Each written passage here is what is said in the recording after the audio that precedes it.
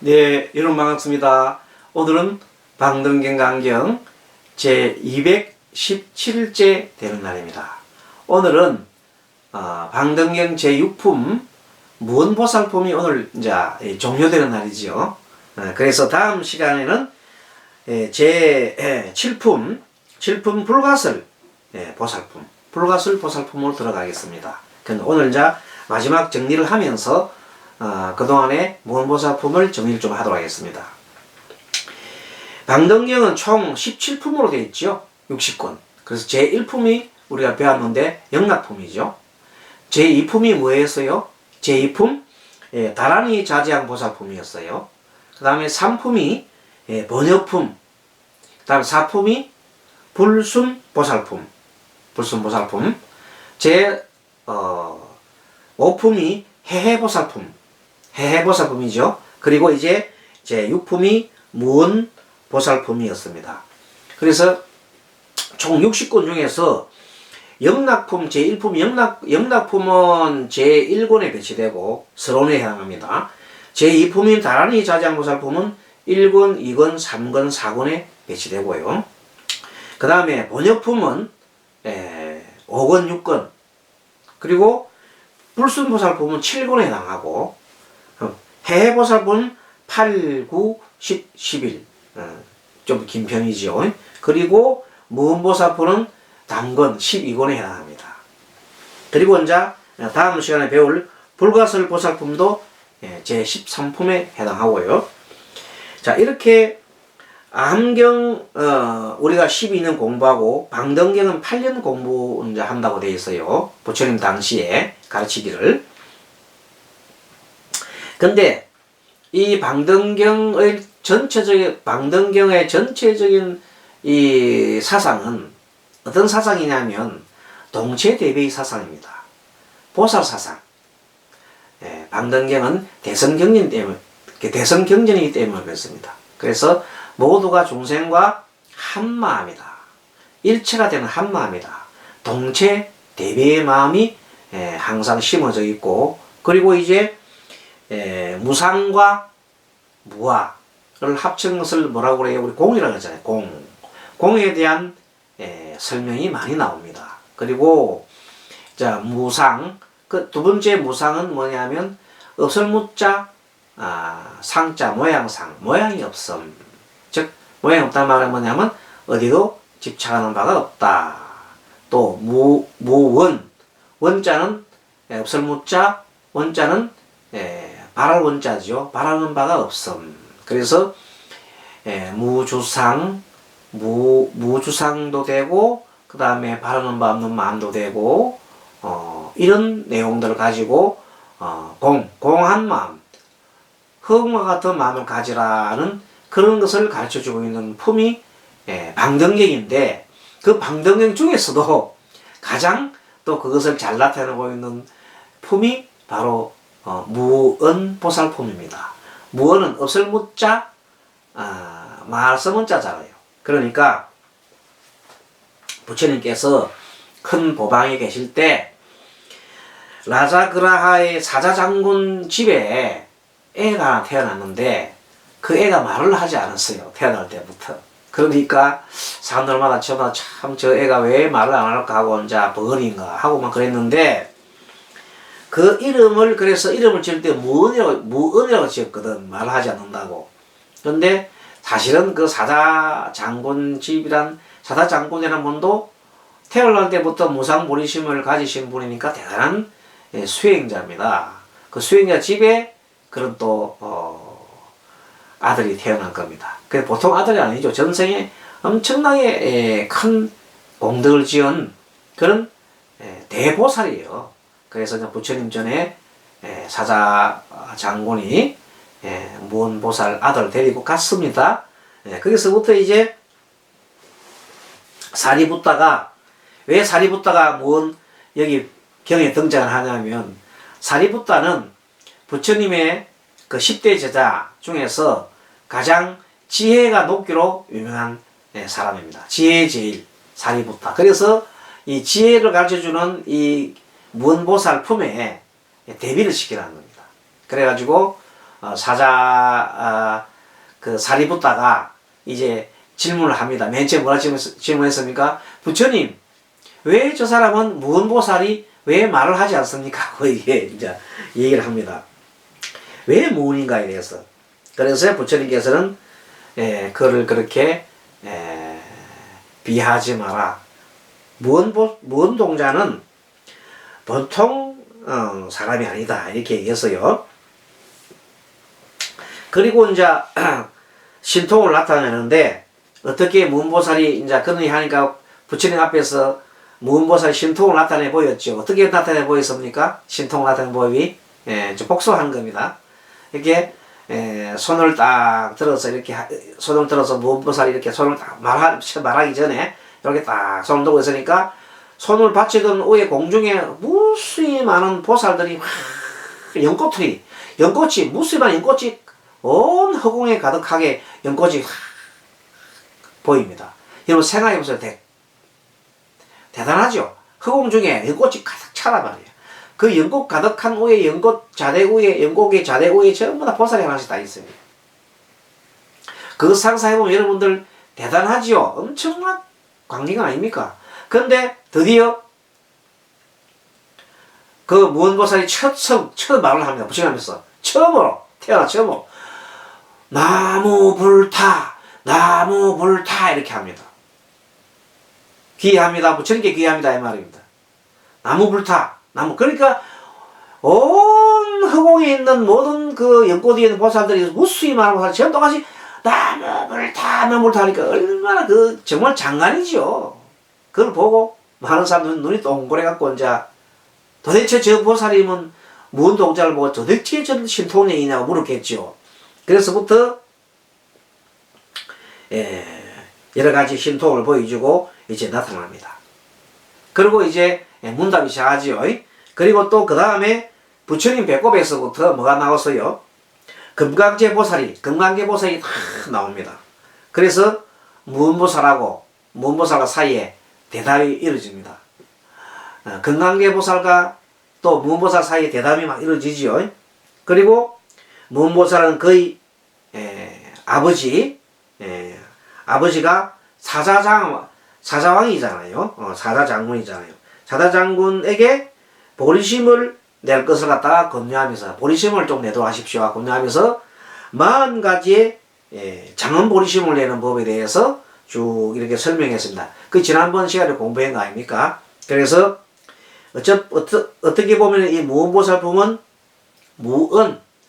말씀을 하지 않는 그 속에서 말씀하지 않는 속에서 또 소리를 내지 않는 속에서 또 텅 빈 허공과 같은 속에서 법을 전하는 겁니다. 그래서 그 법을 전하는 내용을 갖다가 쭉 이렇게 펼치고 있는 겁니다. 그 마지막으로 이제 부처님께서 지난 시간에 보면 일말이 나옵니다. 좀 지난 시간에 조금 복습할게요. 240페이지 한번 다시 봅니다. 이때 위에서 하나, 둘, 셋, 넷, 다섯, 여섯, 일곱, 여덟 번째 보면 위에서 여덟 번째 보면 이때 사다장군이 말하였다. 너가 마땅히 때때로 그 몸을 나타내어. 이 사다장군이 이제 누구한테 얘기하면 무은보살 자식한테 얘기하는 거죠. 너가 마땅히 때때로 그 몸을 나타내어 우리들을 위하여 위없는 본심에 물러나지 않게 하여라 하고 이제 덕담을 했죠. 그랬더니 무은보살이 대답하였습니다. 도포심이여. 아버지를 보고 하는 소리입니다. 10가지 법을 갖추고 항상 모든 부처님의 보살을 증언하소서 하고 이제 부처님 사자 왕한테 그 장군한테 아버지한테 이렇게 덕담을 합니다. 그 10가지란 첫째, 자기의 즐거움을 버리고 중생에게 보시하며, 두 번째는 인욕을 닦아서 힘없는 사람을 보호하며, 셋째는 항상 중생을 권하여 착한 법을 닦아서 모든 보리에 나가도록 인도하며, 네 번째 중생으로 하여금 먼저 무상 보시를 얻도록 함이며, 여섯 번째 진실한 법의 성품을 알고 뭔가 목숨을 아끼지 않으며, 7번째 법을 보호함으로, 법을 보호함으로 깊은 법계를 듣고 두려워하지 아니하며, 8번째는 볼이 없고 볼이도 없고 볼이 없는 사람도 없음을 관하되요. 9번째는 내 몸과 모든 중생이 다 평등하다고 관하며, 중생이 평등함으로 법을 범도 또한 평등하여, 법이 평등함으로 허공을 범도 또한 평등하여 생사의 괴로움을 관하고도 버리거나 여의지 아니하고, 생사의 허물을 보고 마음으로 후회함이 없음이니, 이러한 모든 착한 법을 원만히 갖추어 항상 모든 불과 보살을 친근하게 하는 것입니다 하고 이제 사자 장군에게 무언보살이 얘기를 했습니다. 자, 그렇게 하고 나니까 이 법을 말할 때 사자 장군과 권속들이 모두 유순인, 아주 옛날에는 금강자 그 산매를 얻었는데 이번에는 유순인을 얻었다. 유순인을 얻었다. 아주 이 유순은 뭐냐면 물 흐르듯 하는 거죠. 순리되도록 하는 거예요. 그래서 이때 부처님께서 안한존자에게 이러시다. 안한존자한테 얘기하면, 이제 경전에서 안한존자 얘기하면 뭐예요? 부촉하는 거예요. 이제 경전을 유통하는 것을 당부할 때 항상 안한존자를 불렀어요. 왜? 안한존자는 부처님이 희자잖아.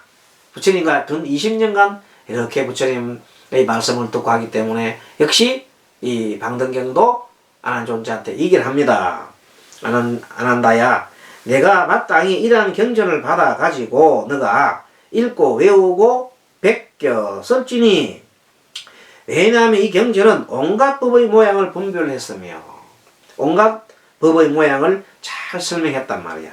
또 한량없는 중생을 하여금 무상부리심을 내게 했다. 자, 그래서 두 가지가 나왔죠. 하나는 뭐냐, 모든 법을 다 알게 해주는 거니까 위 없는 지혜를 구하는 겁니다. 그렇죠? 한편으로는 최고의 지혜를 구하고, 또 한편으로는 많은 중생들로 하여금 무상부리심을 내게 했으니까 중생을 구제하는 거지요. 그러니까 이것도 마찬가지로 상구보리 하중생하는 것을 나타내고 있습니다. 그리고 안한다야, 만약 너희 한량없는 부처님 곳에서 선근을 심는다면 착한 걸 심어야 되죠. 착한 걸 심는 게 최고예요. 이 사람은 이 경전을 믿고 받아가지고 읽고 외우며 베껴 쓰고 널리 이치를 분별하리라. 그렇게 이제 이 경전을 읽고 베껴 쓰고 전할 때는 반드시 선근을 닦아야 하는 겁니다. 착한 일을 해야 됩니다. 선근을 심어야 하는 겁니다. 선근이 뭐예요? 착한 거 심는 것이 무상보리심을 가지고 한편으로는 중생을 구제하고 한편으로는 지혜를 구하고자 하는 게 선근 아니겠습니까? 예, 그런 겁니다. 이 사람은 이 경전을 믿고 받아 가지고 읽어 외우며 베껴 쓰고 널리 이치를 분별하리라.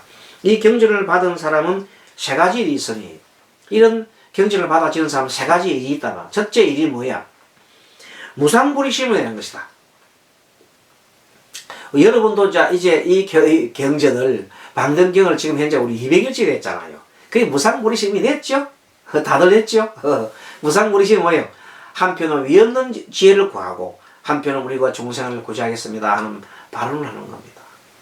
자, 그거 되고, 두 번째는 물러나지 않는 마음을 가지는 겁니다. 이제는 어떤 경우라도 저는 불도를 닦겠습니다. 이제 저는 부처 되겠습니다. 부처님 길로 가겠습니다. 이걸 확실히 세우는 겁니다. 세 번째, 능히 바른 법을 보호합니다. 그래서 이제 능히 바른 법을 보호해 나가야 됩니다. 이때 대중이 말씀을 들으니 칠나유타 보살이 자리에 일어나 부처님께 살이었다. 세존이시여, 저희들은 이제 241페이지입니다. 세존이시여, 저희들은 열애께서 별도 하신 후 능히 이 경전을 받아 가져 읽고 외우고 베껴 쓰겠나이다. 이제 맹세하지요.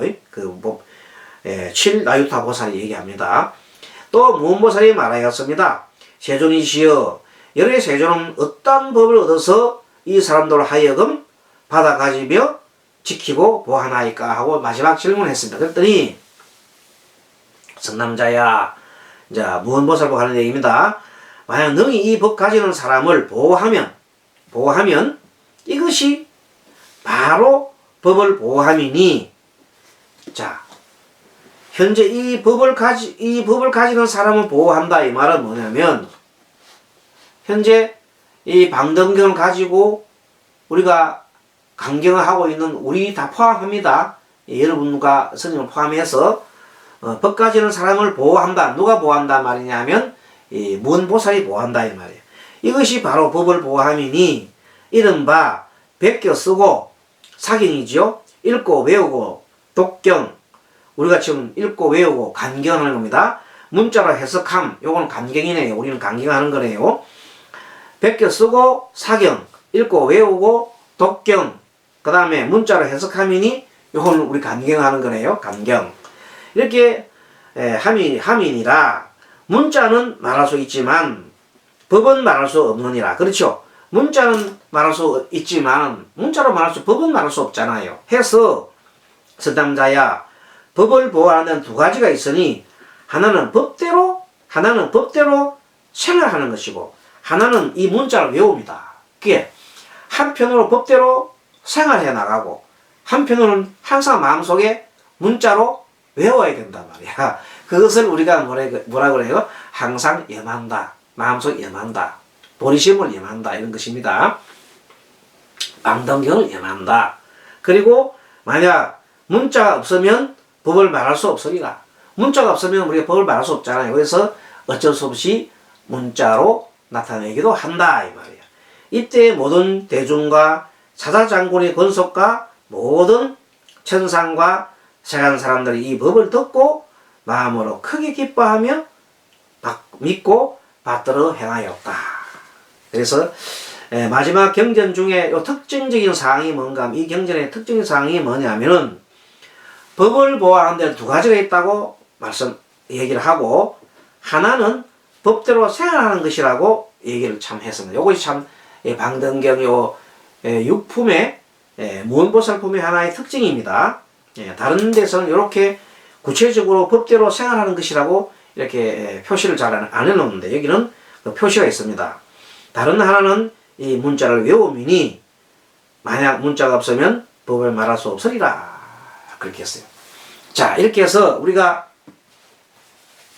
방등경 중에서도 무언보살품을 우리가 공부를 했습니다. 그래서 무언보살품은 어쨌든 이 공의 개념을 공의 개념을 전하고 있는 지혜를 알려주는 그런 품입니다. 그래서 다른 곳보다도 좀 더 또 심오하고 특히 공해탈, 다음에 무상, 무언 여기에 대해서 매우 여러 각도로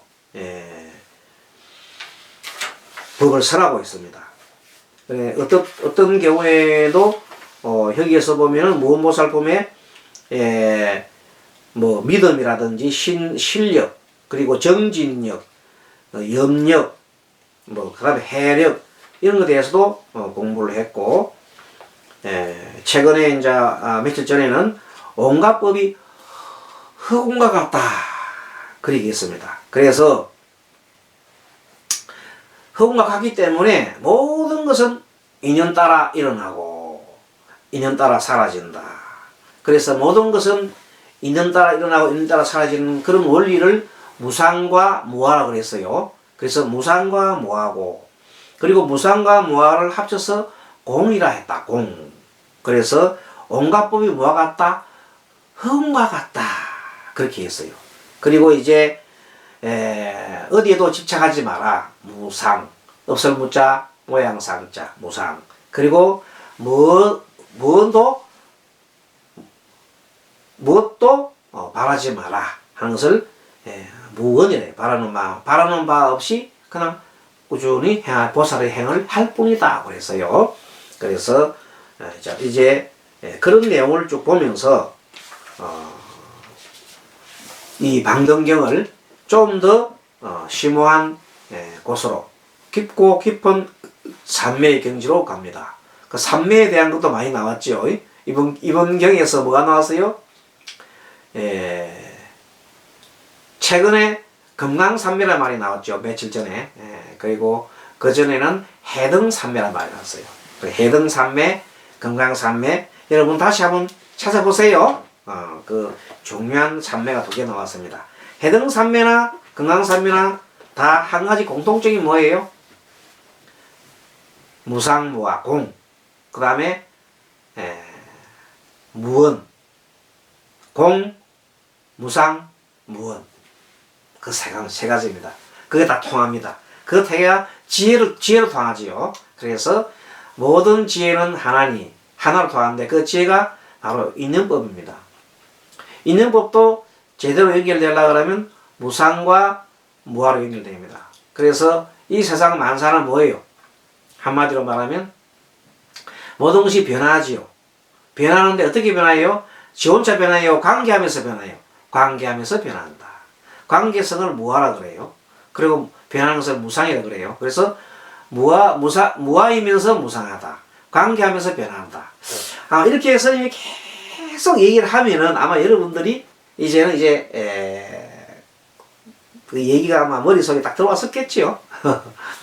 우리 주간에 해인선언에서 우리 불자님한테 얘기할 때 계속 같은 얘기 계속 하기 때문에 이제는 답을 탁탁 해요. 이제 커뮤니케이션을 해서 스님이 자 여러분 방등경에서 뭘 가르치지 하면 이제는 세 가지 공 또 뭐예요? 무상 또 뭐예요?